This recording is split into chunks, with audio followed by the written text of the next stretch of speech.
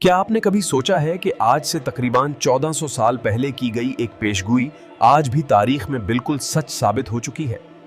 نبی کریم کی ایران کے بارے میں حیران کن پیشگوئی جو حرف با حرف سچ ثابت ہوئی۔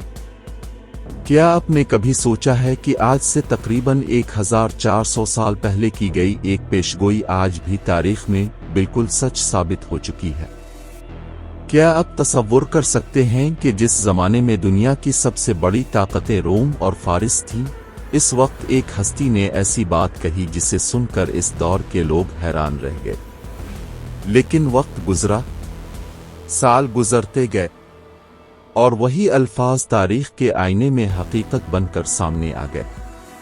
یہ کوئی عام شخصیت نہیں تھی بلکہ نبی کریم حضرت محمد تھے، جنہوں نے ایران یعنی قدیم فارس کے بارے میں ایک ایسی پیشگوئی فرمائی جو بعد میں مکمل طور پر سچ ثابت ہوئی۔ فارس کی عظیم سلطنت۔ قدیم زمانے میں فارس دنیا کی سب سے طاقتور سلطنتوں میں شمار ہوتی تھی۔ اس سلطنت کی شان و شوکت کا اندازہ اس بات سے لگایا جا سکتا ہے کہ اس کے محلات سونے چاندی سے سجے ہوتے تھے اور اس کے خزانے بے شمار دولت سے بھرے ہوتے تھے۔ فارس کے بادشاہوں کو کسر کہا جاتا تھا۔ ان میں سے ایک مشہور بادشاہ تھا خسرو پرویز۔ خسرو پرویز کی حکومت اتنی وسیع تھی کہ اس کی سلطنت چین کی سرحدوں سے لے کر عرب کے علاقوں تک پھیلی ہوئی تھی۔ اس کی فوج لاکھوں سپاہیوں پر مشتمل تھی اور ان کے پاس اس وقت کے جدید ترین ہتھیار موجود تھے۔ فارس کی فوج نے کئی مرتبہ رومی سلطنت کو بھی شکست دی تھی۔ اسی وجہ سے دنیا بھر میں فارس کی طاقت کا چرچا تھا اور لوگ اسے ناقابل شکست سمجھتے تھے۔ صلح حدیبیہ کے بعد ایک اہم فیصلہ۔ جب صلح حدیبیہ ہوئی تو اس کے بعد نبی کریم نے ایک بڑا قدم اٹھایا۔ اپنے دنیا کے بڑے بڑے بادشاہوں کو اسلام کی دعوت دینے کے لیے خطوط بھیجے۔ یہ خطوط صرف دعوت نہیں تھے بلکہ انسانیت کے لیے ہدایت کا پیغام تھے۔ ان خطوط میں سے ایک خط فارس کے بادشاہ کسر خسرو پرویز کے نام بھی بھیجا گیا۔ یہ خط لے کر جانے کی سعادت حضرت عبداللہ بن حذافہ سہم کو حاصل ہوئی۔ نبی کریم کا خط۔ اس خط کا آغاز ان الفاظ سے ہوتا تھا: بسم اللہ الرحمن الرحیم، محمد رسول اللہ کی طرف سے فارس کے بادشاہ کسر کے نام۔ اس میں نبی کریم نے اسے اسلام قبول کرنے کی دعوت دی اور فرمایا: اسلام قبول کر لو، تم سلامت رہو گے۔ یہ ایک نہایت نرم اور پرامن دعوت تھی۔ کسر کا غرور۔ جب یہ خط خسرو پرویز کے دربار میں پڑھ کر سنایا گیا تو وہ غصے سے آگ بگولا ہو گیا۔ اسے سب سے زیادہ غصہ اس بات پر آیا کہ خط میں محمد رسول اللہ کا نام اس کے نام سے پہلے لکھا گیا تھا۔ اس کے غرور کو یہ بات برداشت نہ ہوئی۔ اس نے تکبر کے ساتھ کہا: یہ عرب کا آدمی مجھے خط لکھنے کی جرأت کیسے کر سکتا ہے؟ پھر اس نے سب کے سامنے خط کو پھاڑ کر ٹکڑے ٹکڑے کر دیا۔ یہ ایک بہت بڑی بے ادبی تھی۔ نبی کریم کی پیشگوئی۔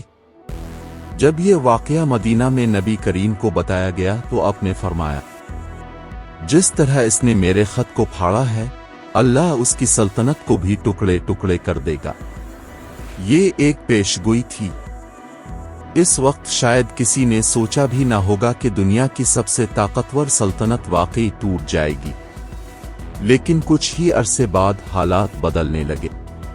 فارس میں بغاوت۔ خسرو پرویز کی حکومت کے اندر پہلے ہی مسائل موجود تھے۔